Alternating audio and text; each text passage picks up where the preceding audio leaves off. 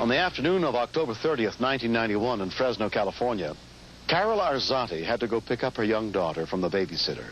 Her 12-year-old son, Aaron, was left home alone for no more than an hour.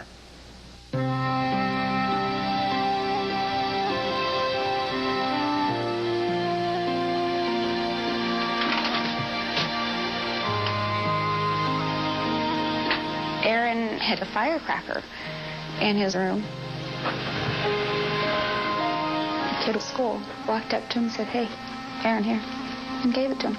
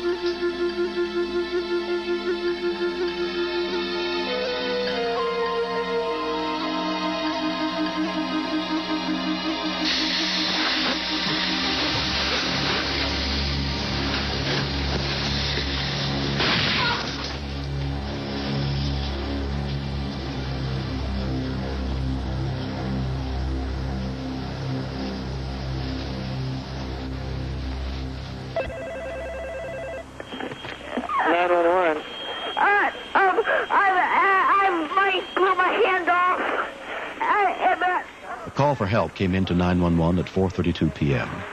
Yeah. And you're hurt? Yeah. What happened? I did an M80 in the house and it blew my hand off. Okay. Stay right there. Okay. Just cover it up. Stop the bleeding, okay? Okay. Stay on the line. Hold on. Yeah. The call was routed to an EMS dispatcher specially trained to administer medical aid over the phone, Franz Melcher. Ambulance dispatch. Hi, fire transfer. We're going to roll on this. Okay.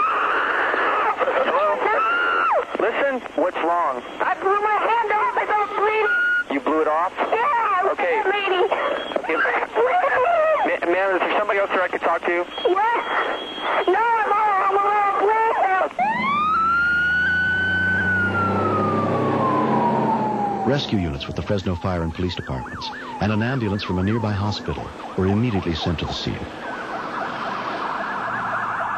Okay, are you sitting down? Yeah, I'm on the kitchen floor. Okay, are you sitting down? Yes. Okay, what you need to do is you need to get a clean, dry cloth Yeah. and put it right on the end. Is it completely off? The main thing I needed to do was get the blood stopped. Is it completely off? Initially, he was real hard to get under control. I just wanted to keep talking to him and keep him calm.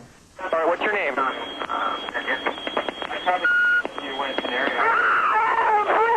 Listen, the ambulance is already on the way. Okay. What is your name? Anne Magical. Ann? Yeah. He said Ann, and I didn't realize it was a boy. Okay, listen, Ann, the paramedics are on the way. I wanted to get his name so that I could develop a rapport with him, someone that he could trust. Okay, how did this happen? I was just messing around with the M80 and it blew my hand off. Okay. It's not off, but it's all mangled. To the inside of my hand. Help, please. When I found out it was an M80, I was really concerned because they are the equivalent to a fourth of a stick of dynamite. Did you get the cloth? Yes, Listen. Ann? It's bleeding. Yes, listen, I understand that. If he was holding his hand at that age, his hand being so small, I really thought he'd lose his hand.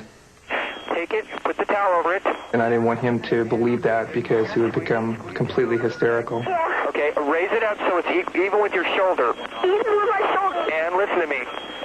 It's going to hurt when you squeeze down, but you need to squeeze it down to stop the flow of blood, okay? Shoulder? You can hold it straight out in front of you. Just hold it up even with your shoulder above your heart. Yeah. By covering his hand up with the towel also, he's not going to be able to see his hand. So it's going to take his mind off that and then just listen to me telling him what to do. It seems like a dream. Okay, how old are you, Ann? I'm 12. 12 years old? Yeah. Okay. In my shoulder, my hand is all bleeding and everything. I understand that. Listen to me. When I was 14 years old, one of my friends was playing with a cherry bomb, and it went off in his hand, and his hand was closed when it went off, and he lost his hand because of it. It's something you don't really forget. And they're on their way as fast as possible. They can't get there any faster. I'm gonna die! You're not. And listen, it's your hand. That's probably not going to happen. Okay? Will I lose my hand? I don't know. I can't see it. Okay. I didn't want to promise him anything, that wouldn't come true. Okay. And listen. This is something a 12-year-old should not have to endure.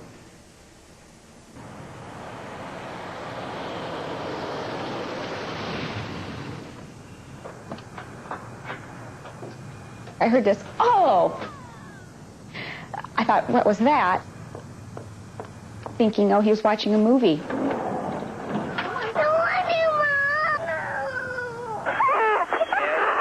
Is anybody there with you by yourself? No, my mom's just coming home. Okay. You think so? Okay. Okay. You hold that for me? I remember hearing the sirens, but we're very close to the hospital. Sirens are a common occurrence. I didn't think twice.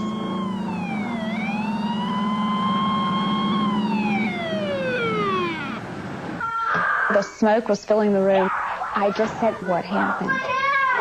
Disbelief? Oh, come on, it can't be that bad. There was very much of a belief after I opened it and looked at it. What's going on? I don't know. Okay, ma'am, just make sure that you don't lose the child. The paramedics will be there just a few minutes. They're here. Once they arrived, I was totally confident that the child would be taken well care of. Come on over here. Come on over here. When I looked at that hand, I did not see any fingers. I saw a stub. I saw a big, that's it. Paramedic Kurt Kindig treated Aaron's hand at the scene. We were trying not to get him to look at his hand when we were unwrapping it. Aaron, can you wiggle your fingers for me? I thought that he was going to be deformed or disabled for the rest of his life. He kept saying, I'm sorry, Mom. All I could think of was him with all his fears, all of his dreads of what life without a hand is going to be. Mom, I blew my hand off. I will always remember that. It will never go away.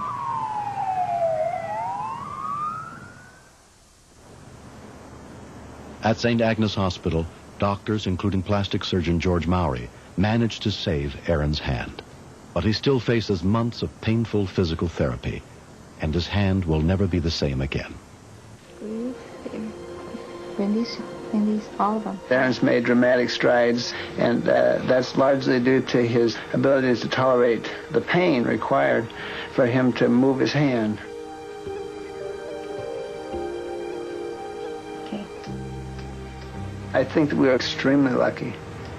He's going to have a shortened middle finger because the tip was blown away.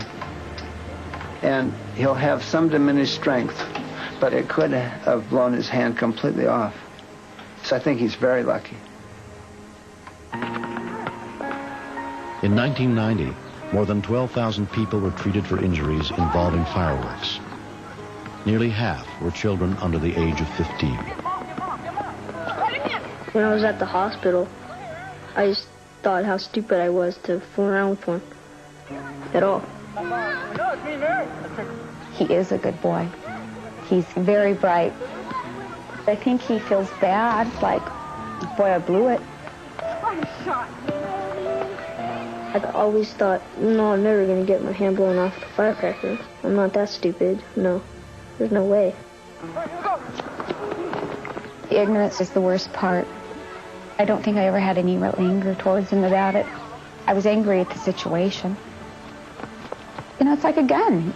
Let them know how dangerous they are somehow, some way. You know, get educated. I wasn't.